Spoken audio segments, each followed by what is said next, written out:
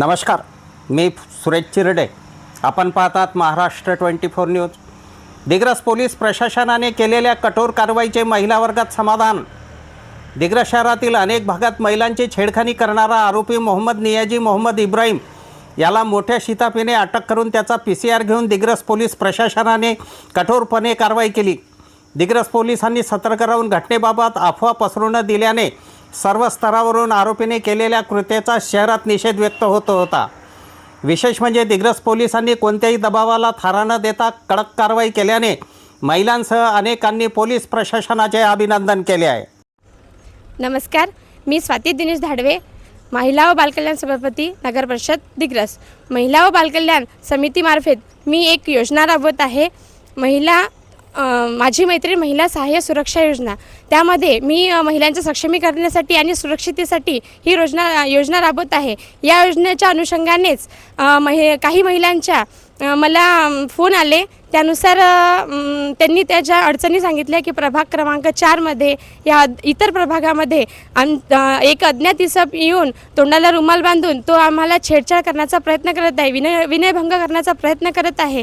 त्याची तुम्ही दरखास्त घ्या. मी लगेच त्यांच्या तक्रारी ऐकल्या आणि तात्काळ त्यांनाच घेऊन PSI साडा साहेबांकडे गेली आणि त्यांना निवेदन दिले की आमच्या तक्रारी तुम्ही नोंदवून घ्या. त्यांनी लगेच आम्हाला आमच्या तक्रारी ज्या महिलांसोबत त्या घटना झाडल्या होत्या त्यांच्या तक्रारी नोंदवून घेतल्या आणि त्यानुसार आम्हाला सहानुभूती दिली की आम्ही लवकरात लवकर हे जो इसम आहे त्या इसमाला लवकरात लवकर आम्ही पकडून देऊ.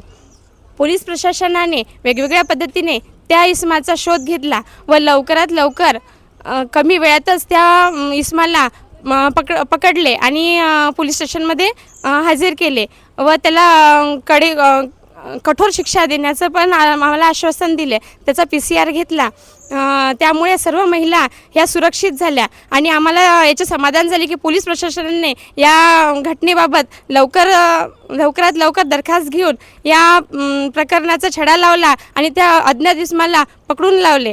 त्यामुळे आमच्या सर्व महिला ह्या सुरक्षित झाल्या आणि समाधानी पण झाल्या. मी PSI साडा साहेबांचं, वाघ सरांचं तसेच सर्व पोलीस कर्मचाऱ्यांचा आभार मानते आणि अशाच प्रकारे सर्व महिलांना तुम्ही नेहमीच मदत करावी असे त्यांना विनंती करते. तसेच माझ्या सर्व महिलांना मी असे आश्वासन देते की अशा प्रकारच्या जर अत्याचाराला कोणी बळी पडत असेल तर त्यांनी मला लवकरात लवकर कळवावे. अत्याचार कोणीही सहन करू नये. जर अशा कुठे घटना घडत असेल तर त्या तुम्ही लवकरात लवकर माझ्यापर्यंत पोहोचवाव्या. मी तुम्हाला कधी पण सक्षम राहील की मी तुमच्या सदैव पाठीशी राहील.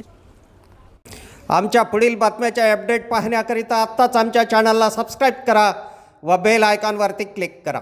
धन्यवाद.